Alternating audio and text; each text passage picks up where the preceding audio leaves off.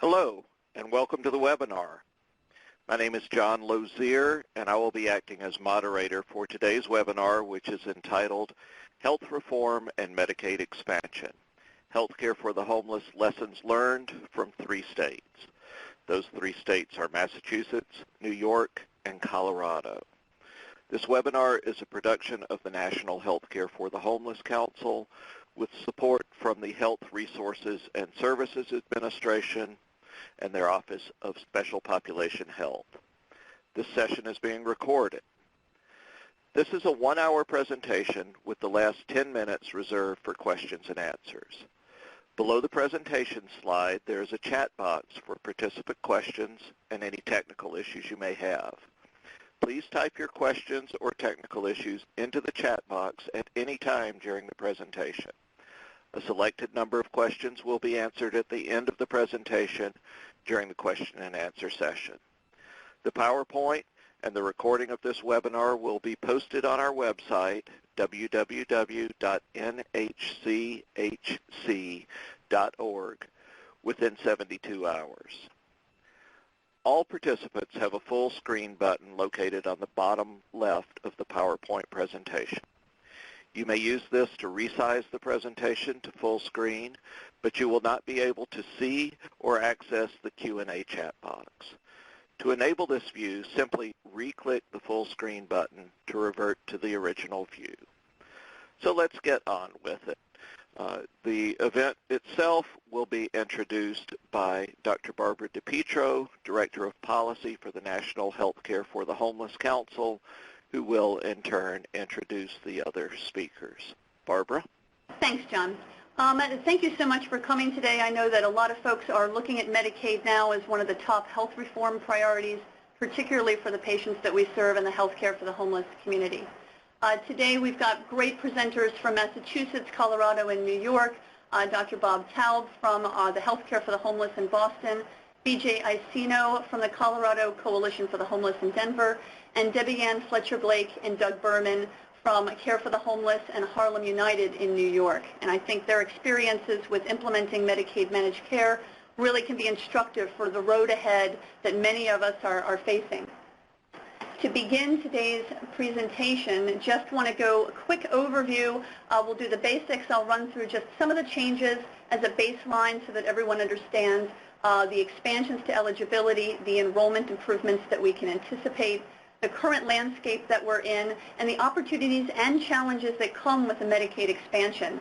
Before I'll then turn it over to our friends in Massachusetts who can talk about, of course, they've gone ahead of the entire nation, and so they have the benefit of hindsight over several years. Colorado is really in the process of doing a waiver where they're taking 10,000 people up to 10% of poverty and doing an incremental expansion. And then New York is really looking at how they're changing their homeless populations into managed care from a fee-for-service environment. And so we've got 3 very different experiences.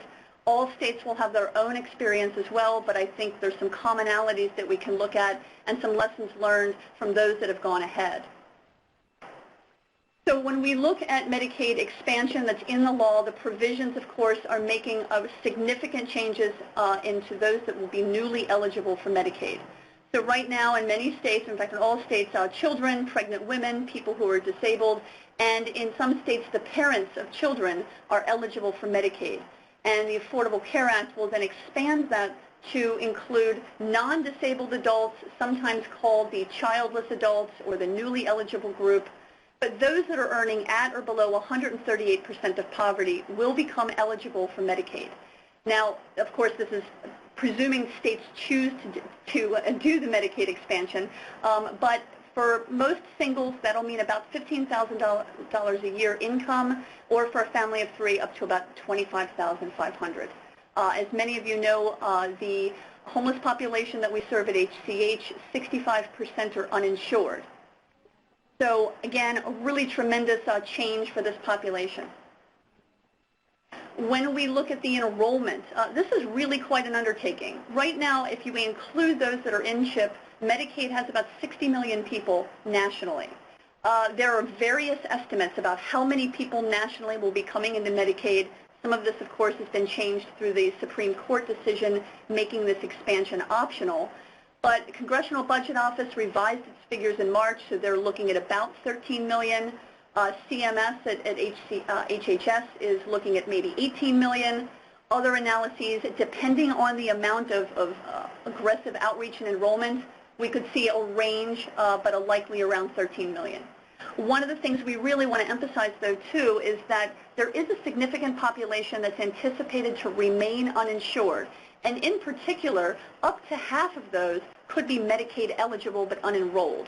And so we really want to see what the lessons learned are in other states so that we can minimize that number. We really want to reach everyone who is eligible. And so this is just a graph from our friends at the Kaiser Family Foundation in putting together so you can really visualize the differences in the current eligibility and then the common threshold that the Affordable Care Act will establish right there, that dotted line at 138%.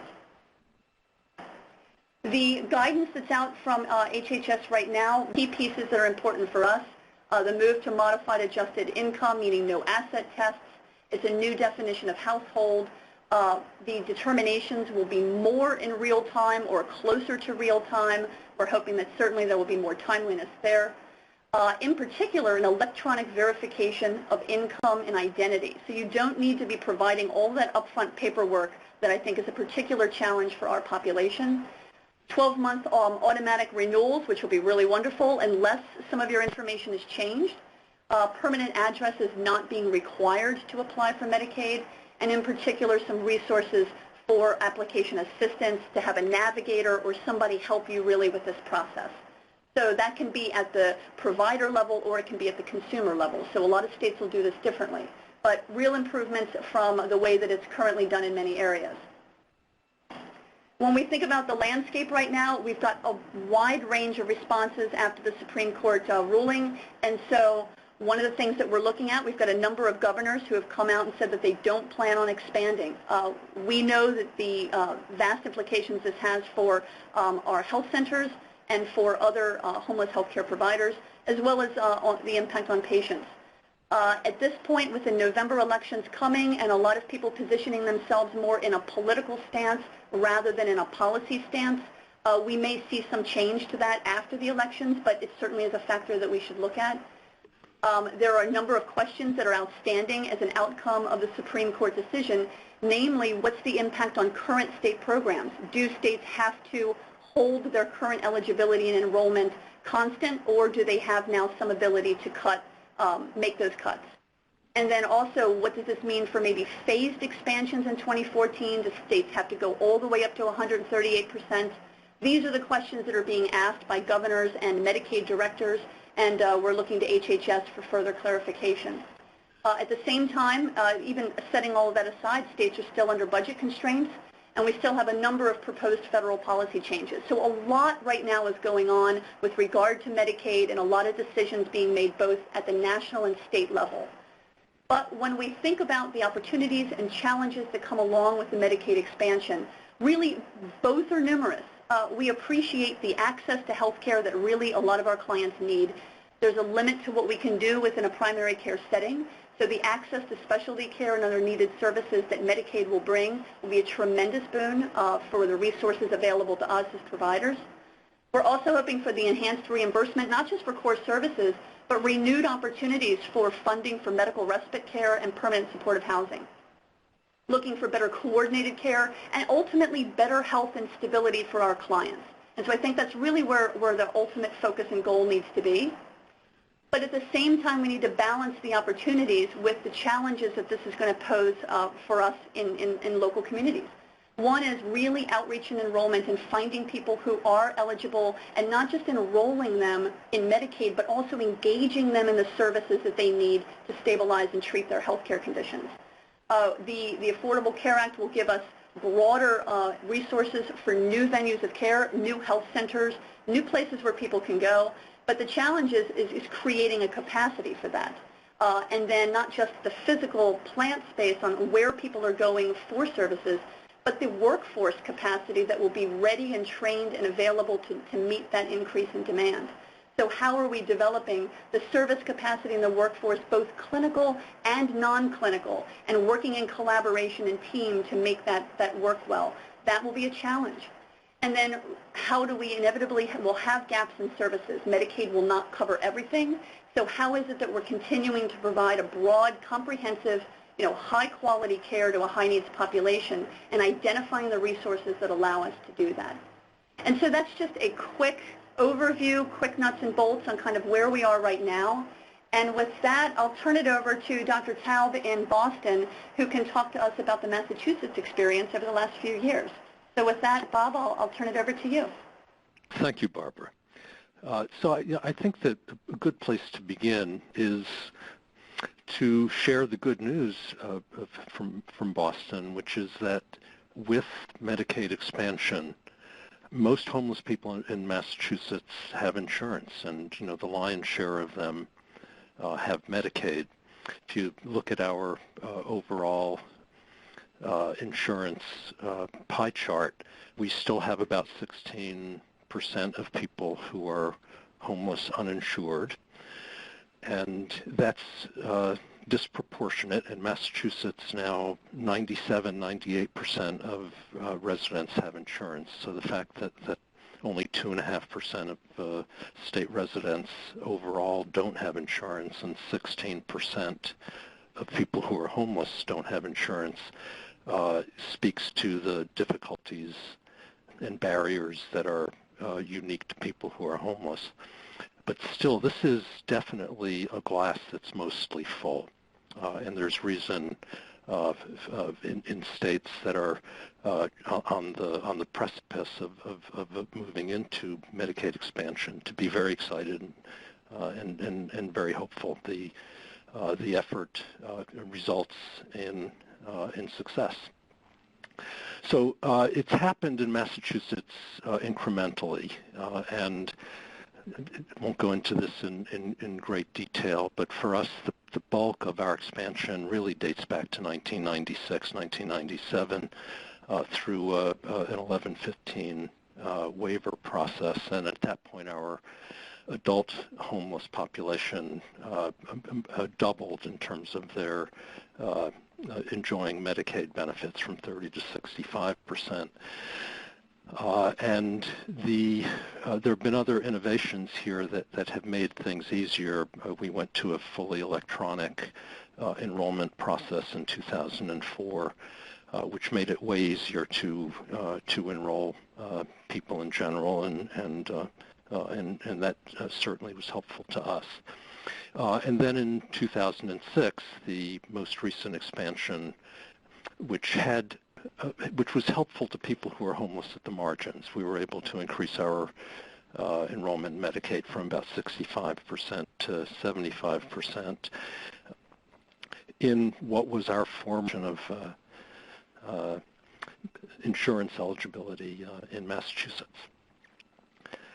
So, looking back, I think that the really key components of successfully making it going from having 30% of our patients with insurance to about 80-85% now was a function of attitude on the part of our Medicaid program, of awareness on the part of our Medicaid program that people who are homeless are at risk of disparities in enrollment just because they're homeless, and because of their willingness to work with us in partnership. In terms of attitude, a defining of success on the part of the Medicaid office and advocates in the same way. Success means rapid and accurate enrollment of people who are eligible.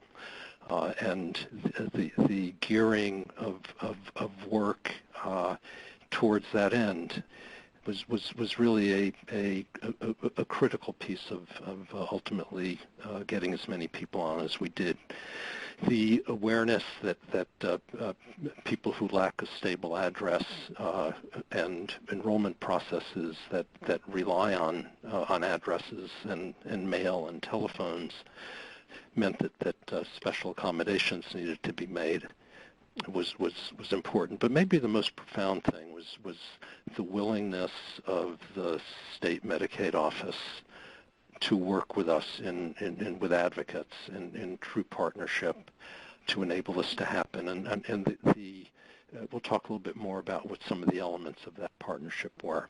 Now, I know that things vary from state to state, and the ability to engage Medicaid office in partnership is probably near non-existent in some places and very well evolved in others, and it changes over time. But having that as a goal, understanding that this works so much better if partnership can be achieved, and aiming at that and working towards that, I think was a critical part of our success in Massachusetts. I want to say just briefly that in thinking about this, that it's useful to specifically focus on the fact that there are really two separate but related processes that result in people successfully getting and being able to use their benefits. And while they are related processes, they really are. It's useful to think about them separately. And one is the enrollment process itself and getting people who are entitled to benefits approved for them. And the second is getting people who are approved for benefits into health plans that can serve their needs. And you'll get a sense of some of the complexity of that a little bit later on in this call when our colleagues in New York talk about their work in getting their patients into managed care and plans that will serve their purposes. But understand that in general, these are separate processes, and in Massachusetts, there was a firewall built between them, so that plan selection could not be done as part of a single process with enrollment. And the reason for that, I think, it was some leftover horror stories from the early 90s in enrollment into managed care that involved going out and getting people through application processes and into plans that didn't really intend to serve them and that couldn't serve them well. So looking to have an honest broker in the role of helping people figure out what plan would work for them was set up here as a separate process and issue. So in terms of enrollment, I think probably the biggest insight is that it's not rocket science. It is really straightforward work based on a decision to invest the time and the resources and understanding the importance of it. So what we did at the Boston Healthcare for the Homeless program was to work with people at all of our clinics that had front desks and to become very active in helping our patients enroll in Medicaid if they were eligible at the time that they showed up for care. We similarly worked with our shelter partners to publicize eligibility, and we sent enrollment staff, benefits workers to shelters in the evening, enrolled anyone who wanted our help. In the process of doing that, we were able to list ourselves on the application as person assisting in the application. And that follow-up correspondence when additional information was needed or when clarification needed to occur. And we were able to then be a bridge to, between the enrollment process and our patients and making sure that they responded. The other thing that we did that was turned out to be very helpful was build our own tracking system to monitor and track what was happening with the applications that we submitted. And that helped us better understand where some of the problems and issues were, and enabled us to work in a much more detailed and in specific problem-solving way with our Office of Medicaid. So I think the thing that made the biggest difference in the partnership with Medicaid was that we, through directives from the top, Medicaid set up a work group with their customer service operations staff and with advocates, and we met monthly, and we talked in advance about what the expected issues and barriers would be. We came up with workarounds and accommodations, and then because of the fact that we were tracking, submitting a lot of applications and tracking them, we were able to identify where problems were coming up, where in a bureaucracy that's complicated, the staff in charge of processes may very well think that things are going on that are not going on, and being able to point out to them that in fact these applications were denied because mail was returned because it was undeliverable, despite the fact that there was an indication in the application that person was homeless and should have been exempted from that. It requires really being able to reality check whether the system is working the way that it's supposed to be working or not, and in a forum for bringing problems to be solved. The plan assignment issues we'll be hearing about in much more detail from our colleagues in New York, but I just want to say that where successful assignment to plans begins is with the Medicaid procurement, the way that Medicaid enrolls and contracts with the plans, and Medicaid as a informed purchaser of services from the plans, spelling out that people who are homeless have special needs, and plans need to be able to serve those needs if they're going to be a Medicaid vendor. So a lot of the tone and the way things evolve in the longer run really is established in the contracting process through which Medicaid selects its health plans. We've had to be very active in helping our patients understand the limits of different plans and the networks that work with different plans, and helping them get into one that works for them. But I think probably the most profound thing that's been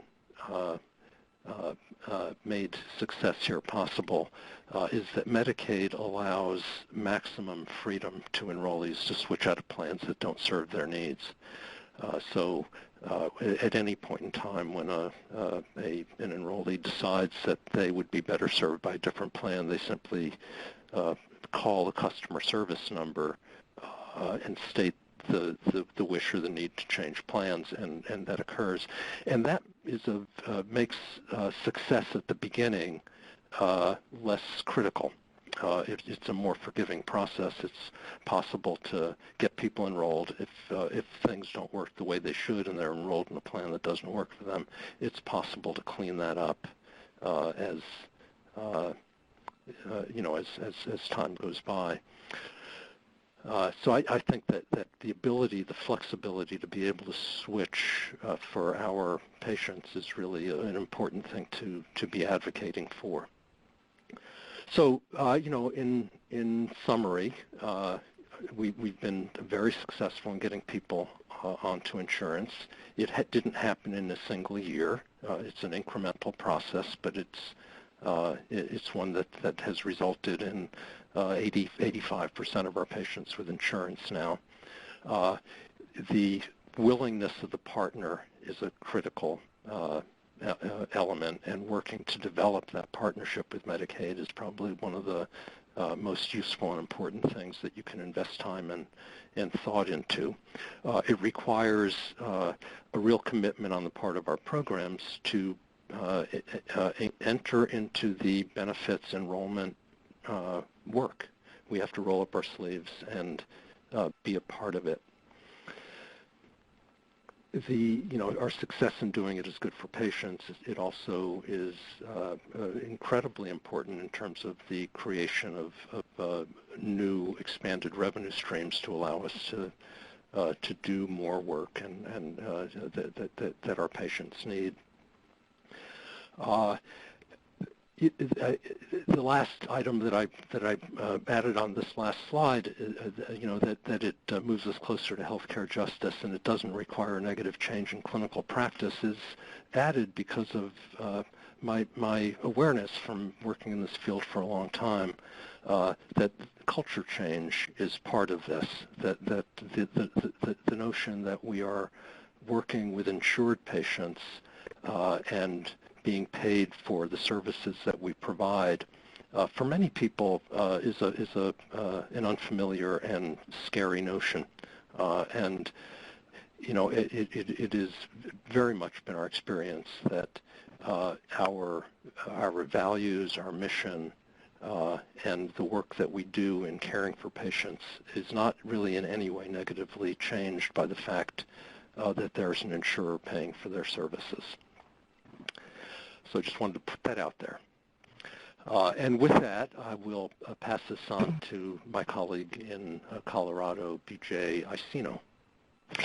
Thanks so much, Bob. And I'd like to say that we've had some real similar experiences here in Colorado in terms of the need to advocate and case manage and track our clients that we're enrolling. But before I get to that, I'd like to tell everyone that I'm very pleased to be speaking with you today. And a little background about the coalition is the Colorado Coalition for the Homeless is one nonprofit organization. We're a federally qualified health center and, of course, a healthcare for the homeless provider, but we've been doing this for about 27 years. We provide housing, healthcare, and support services to about 15,000 people a year.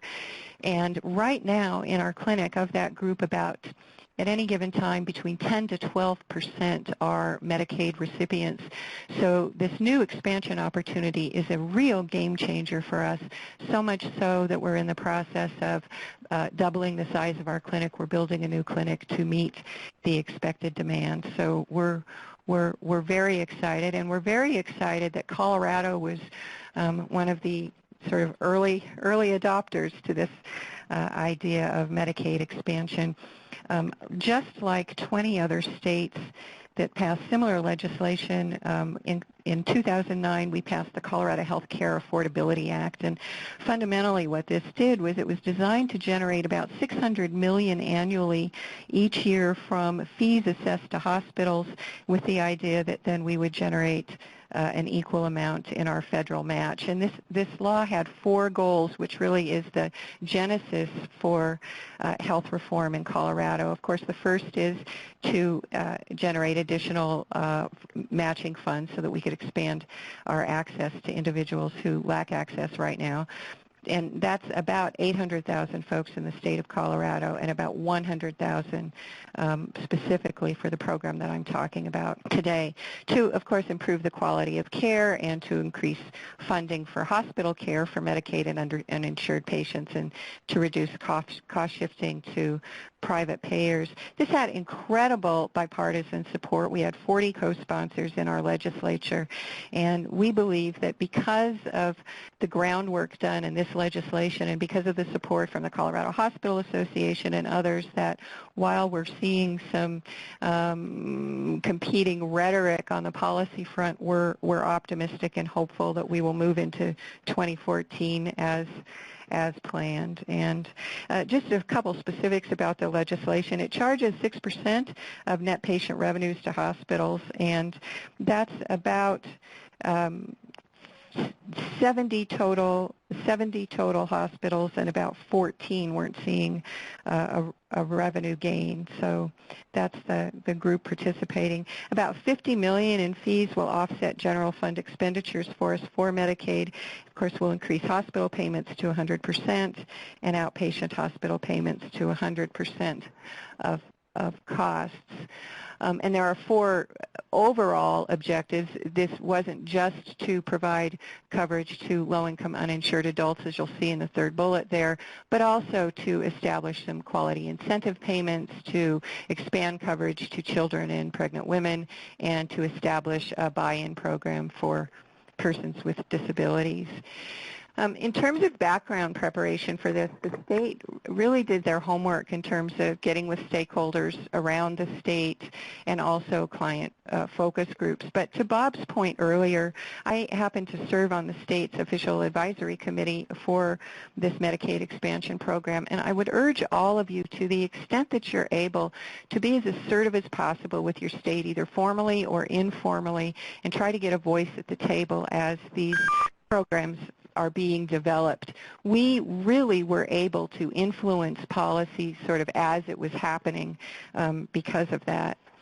Now, one of the things that our states did is that we really looked at what was happening in other states, in particular Oregon, and one of the concerns that we had here was, gosh, you know, there were 90,000 folks. They also limited the number of enrollees there like we did in Colorado, but for 10,000 slots. We learned from other states that obviously, as you all know, our clients are going to have multiple chronic conditions, and of course there's a cost factor associated to that. But they were trying to identify, in terms of who already is on Medicaid, how do we cost this out? How do we anticipate what the particular needs were going to be? And our state, like Oregon, identified that adults with disabilities are more like the model than parents. And in Oregon, you can see that 2 times the hospital admissions and 3 times the mental health services for individuals with disabilities rather than parents was really what we felt from our experience was going to be the experience here in Colorado.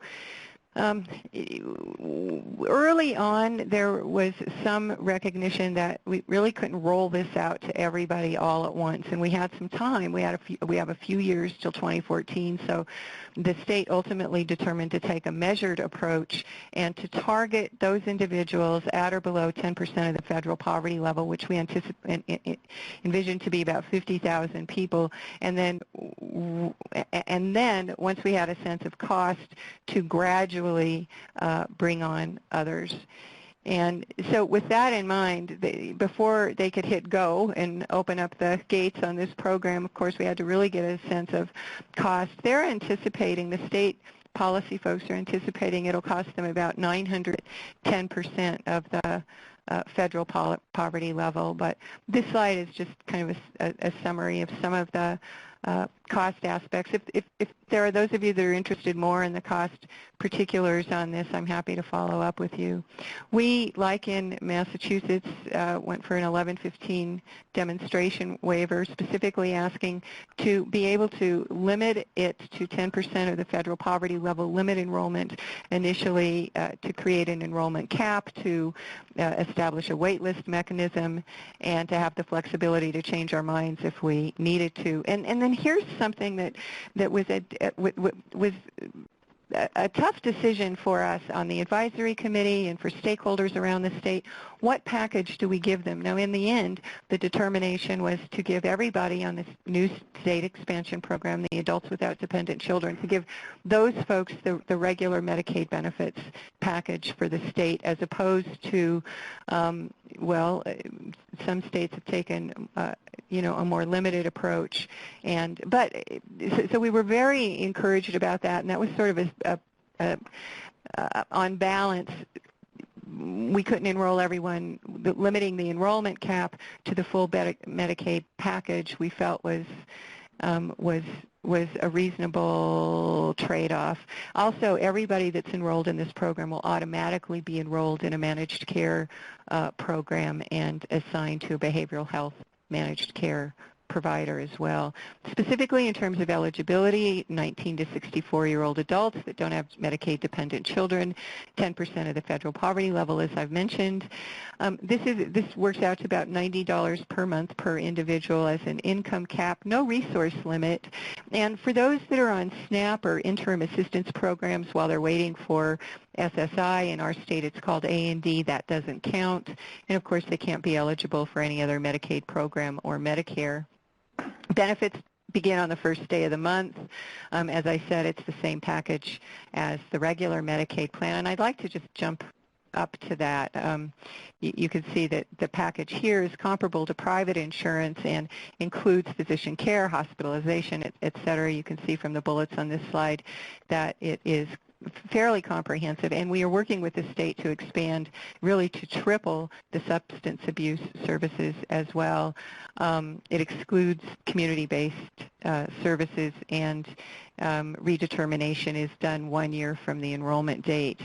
As I said, we're limiting it to 10,000 folks. We began April 1st through kind of a randomized member selection process, and we were anticipating that of the 50,000 that were potentially eligible at this first group of 10% federal poverty level, that we'd just move through that fairly quickly. And oddly, that wasn't the case. It's taken us 3 months to reach that level of 10,000, which we are reaching in this month. And then folks go on a wait list, and later on we will open that up when the state can afford it. But what I'd really like to get to are some of the things that Bob talked about, and these are the same concerns that we've experienced in Colorado. And I would urge all of you to begin asking these kinds of questions with your states if they're just beginning to develop their systems. In Colorado, we have an electronic benefits management system that manages all of our state benefits programs, and the opportunity for glitches in the electronic system is significant here, and has proven to be, and is likely to be the case in other states as well. We have enrolled about 1,200 individuals, just clients of the coalition, and like what Bob mentioned, we have tracked every client that we've enrolled. We've attached their case manager to the tracking system that we've developed. We have identified the dates that we submitted the applications. We had a 3-step procedure here where we checked all the applications, and this was just so that we could advocate with the state. And this has turned out to be a very significant approach for us, because about a third of the clients that we have enrolled, and their paperwork was completed the day the program opened up in April, about a third of those are denied, we feel, inappropriately due to system glitches, either electronically or through data entry errors by folks submitting through paper applications. There are other issues. Physical correspondence has been something of a nightmare. Clients are concerned about co-pays. Here at the Coalition, we don't charge co-pays, but considering that 85% of our clients, we're hoping they are eligible, we anticipate, and we're hoping to get them enrolled, this will be significant for us as it is for others. Medication changes once you're on Medicaid as opposed to patient assistance programs from pharmacies, which we primarily use, and then clients are just afraid for a number of reasons. I'd like to elaborate on all these points, but in the interest of time, I'd like to stop there, and I'm happy to address questions on any of this either in the call or afterwards if anyone would like to follow up with me. And with that, I did want to make this one point. I mentioned it earlier. Our Attorney General was one of the Attorneys General that threw in with the Supreme Court decision, and so we have sort of these two competing factions. We're real optimistic in Colorado, though, that this is just rhetoric right now, and we feel we have strong support from the business and hospital community in addition to all of the other stakeholders, and we're hopeful that this will move forward as planned, but we're also very hopeful that we can sort out the number of glitches that have surfaced with regard simply to enrollment, not even getting to the engagement piece that Barbara was talking about earlier, just the enrollment aspect. So with that in mind, I'll turn it over to Doug and Debbie Ann. Thank you, BJ. What I'm hearing mostly is very fascinating, because I think I feel not alone for the first time in many months since we started moving our homeless population into Medicaid managed care. All of what you all say sounds very, very similar. Just a quick snapshot of the population in New York City. There are about 43,000 homeless people in the system on any given day. We see about 110,000 people, unduplicated counts, over the course of a year. About 3/4 of those individuals are in families. Many of them are sheltered in our City Department of Homeless Services facilities. We have state law which provides shelter as a human right. And we also have the New York City Providers of Health Care for the Homeless, which is a coalition of the 15 federally qualified health care for the homeless grantees in New York State. And I would say also that for as long as I can remember, all homeless people in New York have been eligible for Medicaid, but exempted from managed care. Currently, we cover single adults up to 100% of the federal poverty level. About 60% overall of our patients are enrolled in Medicaid, but that varies widely from program to program. There are some programs that have 85% enrolled in Medicaid, some who have a lot less. Fee-for-service, which is the delivery system that we've been operating in for the past 10 years, has helped us deal with the transients of our patients as well as promote the healthcare for the homeless model. And as in April of last year, we were mandated to begin enrolling.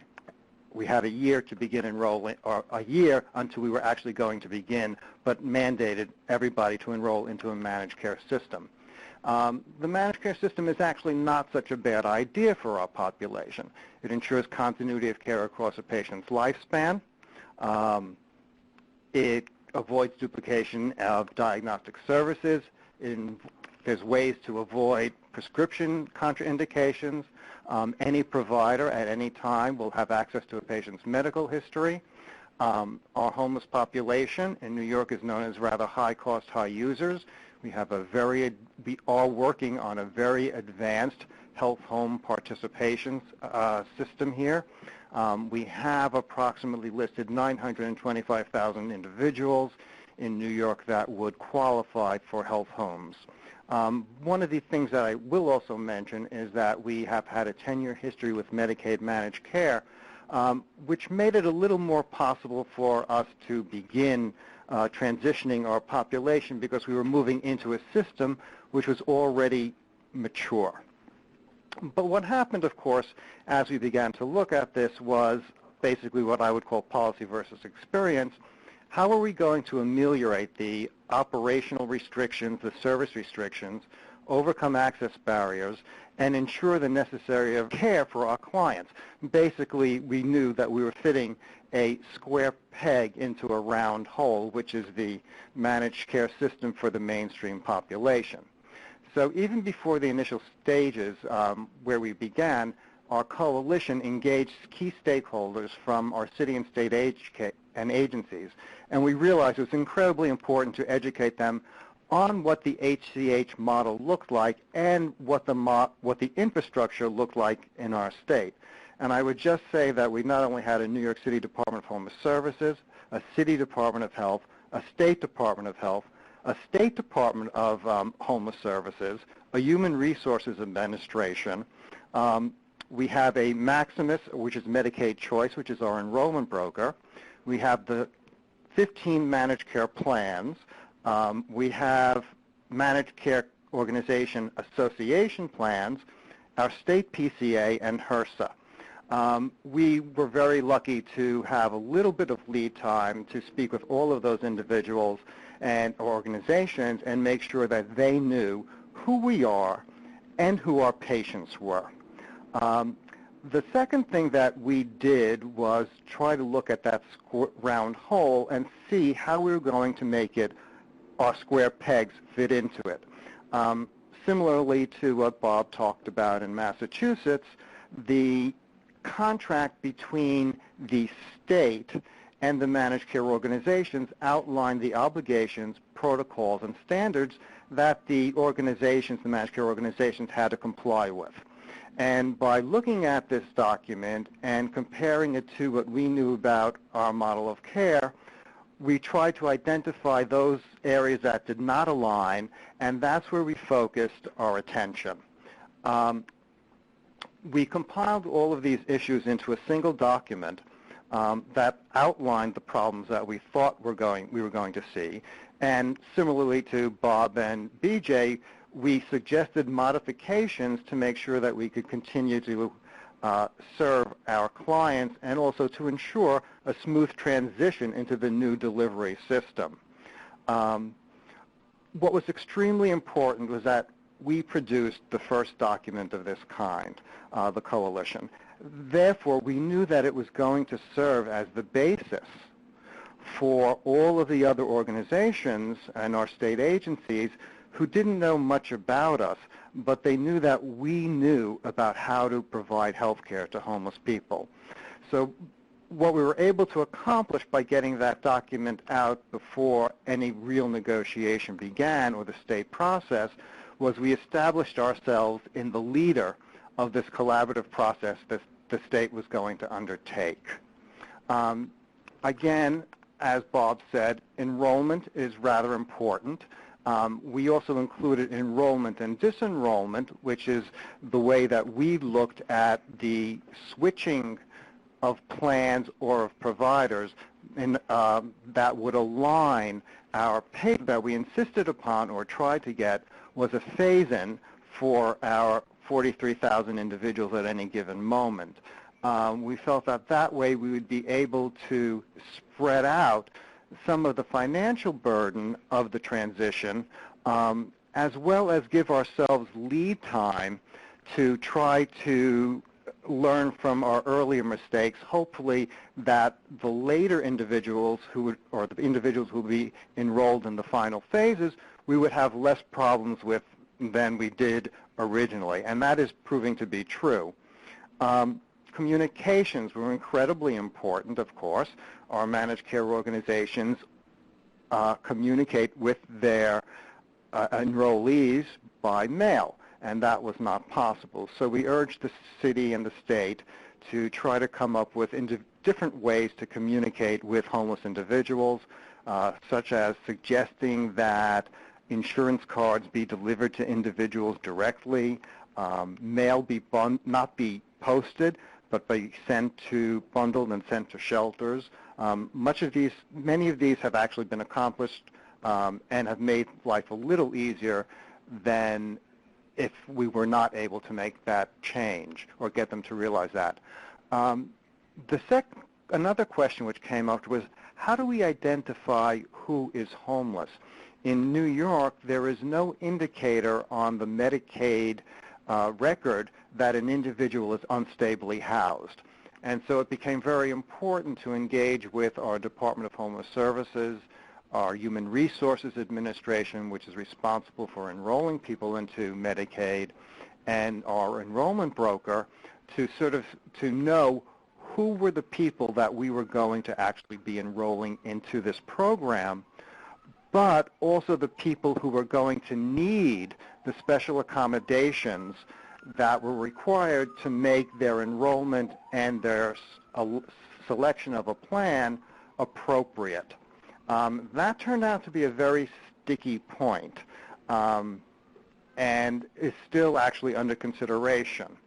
And we started enrolling back in April 2012. One of the other issues that we found very, very helpful was that healthcare for the homeless providers were designated as representatives for the patient enrollment or counseling, and that they would be engaged in both the outreach and the educational activities. So in the end, everybody who is a partner in this movement or this transition has some role in helping out the individuals, our patients, know what was going to happen, when it was going to happen, how it was going to happen, and what they might need to know in order to make certain that they selected not only the correct managed care organization, but the provider that they had been used to seeing. The other issue that came up, of course, was this switching of between healthcare plans, and what we were able to accomplish was that for homeless people in New York, unlike the mainstream Medicaid population, they would be able to disenroll from a plan and enroll into a new plan for good cause, and good cause was defined as moving into the shelter system, from being housed, or being auto-assigned without your knowledge, as well as people who were just simply searching for the right plan, or were moving between different shelters, as often happens. In terms of access to service, our accommodations were basically focused on allowing our clients, new clients, to be enrolled very quickly, and that meant that we gave several reasons and ideas how that may happen, but it basically had to do with point of care. Patients needed to be able to change their PCPs, or their primary care providers, frequently because of their different housing situations, and that those changes be made immediately. The other issue that I would like to just remind people about is that contracting is a two-step process, and really it's about not only contracting with the managed care organization, but it is having your providers credentialed. And that became the biggest challenge for most of us, to actually get that to happen in a very, very timely manner. And ultimately, it required us going to the state and saying that you must tell the managed care organizations to expedite these processes, or we will not be ready to go live on our April 1st date. And with that, I'm going to sort of take this very 14,000-foot view and turn it over to Debbie Ann, who'll sort of bring it down to ground level. Thanks, Doug. I'm very pleased to be talking to you this afternoon. In the interest of time, my slides are posted, and if I don't get to everything, please ask questions of the slides that are there, and I'll be able to respond. Managed care brings opportunities and challenges, and I think it is our job to use the opportunities to leverage the challenges that come with managed care. And Doug, Bob, and BJ talked about some of the advantages of managed care, so I won't get into that. So in preparation, some of the things that are essential that you should do to get ready is to educate your shareholders. The managed care plans do not understand the complexities and the difficulties in treating people that are homeless. Neither do the states, and it is our job to bring that knowledge and expertise to them. Our patients should be the first ones that are educated that these changes are coming. They need to know that business is not as usual, and to understand the process and understand that they will be enrolled in managed care plans if they didn't have that experience previously. Once they get on board, they will work with you, and the process will be so much easier. Your staff must be engaged very early in the process and be fully educated so that they can disseminate information and execute the changes both to your patients and to their colleagues, and get them involved with the state and with the managed care companies. Collaboration is essential. Collaborate with healthcare providers who have the same mission as you, who serve the same populations, with your state officials, your community partners, definitely with the Medicaid officials. They're important. They're the decision makers. They're paying, they control the money, so therefore you should collaborate with them. It is important to get to know the people you're working with and collaborate with them. It makes the process simple. And advocate. Be clear what the expectations are and advocate fiercely for your population. If you have advocates, this becomes easier. If you're collaborating with the state and the managed care companies, advocating for your patients and your clients becomes so much simpler. And follow up. make it a priority. As you identify problems, and let me underscore the concerns that were raised by Bob and BJ, mailings to your patients, communications, co-pays that will be levied to your patients, medications, electronic problems that you envision coming down the pike, billings that will be inappropriate. Make sure you follow up on these problems as you envision them. Don't wait for them to happen, but as you're developing your work plan, just think ahead and problem solve. Look for solutions, look for workarounds so that your operational burdens will be less. And as you convert to managed care, continue the pre-conversion process. Develop corrective action for any problems that you get, and continue to work with your stakeholders. Get everyone involved very early. How to enroll, who will be enrolled. Make sure everyone has a clear set of tasks that they need to work on, and follow up on a weekly basis at minimum. And again, work with enrollers, enroll patients if you can. It is essential that you do that so that you're choosing the appropriate plans for your patients based on mental health, but those that need referrals or specialty care, imaging, know what the plans offer and enroll appropriately. And finally, I'll talk about lessons learned. Reach out to everyone who will be involved, educate early and follow up. Be the ones to drive the process. Get at the table, and be at the table and stay at the table. And that's my presentation, to allow you to ask questions.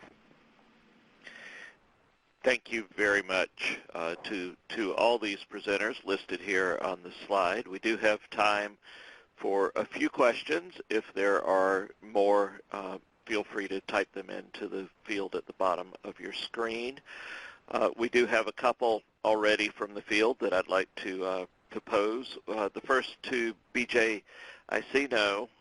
It's a question about how these efforts you have made around enrollment were funded, and what was the engagement of other community-based organizations as you undertook this work. BJ? Thanks, John. The Colorado Coalition for the Homeless absorbed the cost of enrolling our clients. Every one of our case managers sees benefits acquisition as a primary function of their work.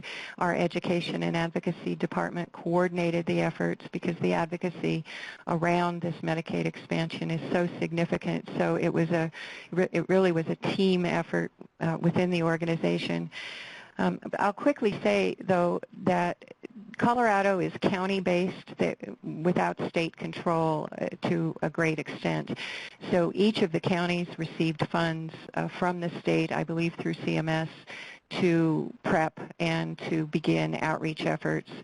Other community-based organizations also received some funding from the state to educate the broader population sort of beyond the homeless community.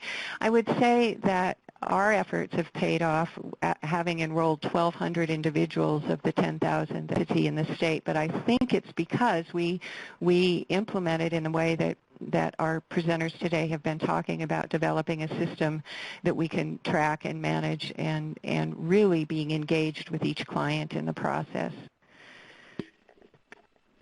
Great, thank you, BJ. A question for Barbara DePietro. Will community health workers be included in the reimbursement schemes for these state Medicaid expansions? And what sort of training and accreditation do they require? What's most appropriate? Good question. Community health workers are clearly a good way to go, very knowledgeable and helpful, particularly in patient education, enrollment, and a number of other factors. Unfortunately, they're not mandated to be included with Medicaid in the federal law. That gets into more detail than the federal law did. And so a lot of this will be up to individual states on what they're including in their Medicaid package or what they're using other resources to cover. So you might look to other state and local funds if your Medicaid agency is not including this. You might look at any waivers that you might get to be able to cover community health workers even for a targeted population. You might look to health center funding. That would be a federal source, but still a good community resource that you could use there for community health workers. So there's a variety of possibilities, but that will vary at the state's decision. So really encourage you to get active at your state level to see where the opportunities might be for you. And to note that we have a couple of really good policy briefs on our website under health reform, the National Healthcare for the Homeless Council resources. There are 2 policy briefs dedicated to CHWs. Great. This will certainly be a continuing interest of the National Healthcare for the Homeless Council, driven in large part by the interest of our National Consumer Advisory Board in this topic. We have a question from Pat Post, a National Healthcare for the Homeless Council alumna who helped to develop much of this work, to Doug or Debian. What arguments and evidence did advocates in your state use to convince state policymakers of the advantages of expanding Medicaid to cover childless adults? I will say that we in New York have a history of a very expansive Medicaid eligibility program. We have covered childless adults for over 15 years. It's basically been not a problem of getting them to cover, but up to every year we try to raise the level of the income eligibility that's used to determine whether an individual is eligible in our state. We've been very fortunate, and I acknowledge that. Others of you have anything to add on that question about the basic arguments we ought to be advancing? Well, I think this is Bob Taub. I think the reality everywhere is that people get sick and they get care. They need care. We don't, in general, let people lie and die in the streets, and that care gets given in the least efficient way, and in ways that enrolling people in Medicaid and getting them into regular primary care relationships will improve. I think states and hospitals in various different ways support that care, and the expansion of into Medicaid is an opportunity to get the federal government to pick up the lion's share of it. And this is BJ. BJ first, then Barbara or Debbie. I would just add to that, as a side to all of those arguments, certainly the cost efficiencies weren't really lost on anyone, and that was really a pull factor to getting everyone on the same page. Yeah, and I will add, BJ, this is Debbie Ann, that the childless adult is probably the least likely to access preventive health care. The mom or dad with the child shows up, and often the health care provider extends health care to that individual. So the childless adult is probably the one who will end up using the emergency room as a source for health care and be the most expensive to the system. Great, thank you. So we have both strong moral and economic arguments on our side here. A question for Barbara DiPietro. I thought the 5-year citizenship requirement was deemed unconstitutional. I think this refers to legal immigrants, Barbara? Yes. My understanding is that legal residents will be eligible for Medicaid provided that they've been here for 5 years. I don't think there's been a change in that.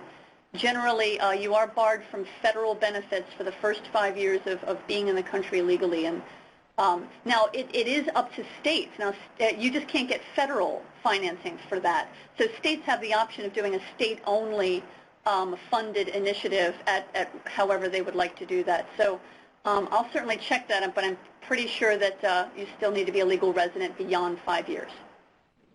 Thank you very much.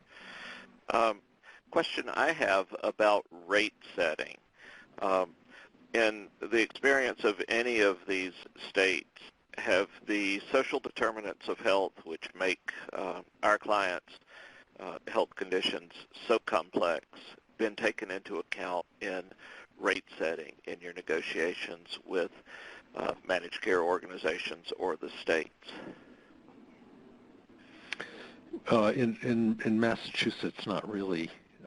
We are up until this point paid fee for service. That's likely to change over the next couple of years, but the rates that we're paid for fee for service are the same as all other community health centers, and there's really been no technology for creating a homeless risk adjuster differential to our rates. And BJ, did you say that rates were based on rates for disability, or did I hear that wrong? That was how the budget was established to set the enrollment limit at 10,000, is that they were looking at usage patterns among those individuals already on Medicaid for a 3-year history. They looked at 3 years worth of data to determine what the likely costs would be for this group. That's where they identified it to be about $900 a month. And that's how then they made the decision to proceed with the phased-in enrollment. We're very early in our managed care program here, though, so we can't really speak to that. What I can say is the managed care entities that are acting as sort of third parties for providers really don't have the expertise for homeless populations that would make it really worthwhile for us. But in the long run, we believe that it will be advantageous for us as well, as Doug has mentioned. In New York, when we implemented a prospective payment system, every community health center filed both a revenue and cost report with the state, which was the basis for its individualized rate. There's not, so that if you have a population such as ours, which had more costs, it's likely that you will receive a higher rate than say, a typical mainstream community health center, which is not serving a patient with high needs. That being said, as we're moving to managed care, the question became, will we still be made whole under a managed care system, because that to be in compliance with federal law? And right now we're working through those issues with the state to make sure that that does happen in all circumstances. Great. Thank you all very much, and thank you participants in this webinar for your patience with us and for listening beyond the time we had scheduled. We will be continuing, of course, our rapt interest in Medicaid as a source of payment for services for homeless people. Please stay tuned to the website and other communications of the National Healthcare for the Homeless Council. That ends this webinar. Thank you very much for attending.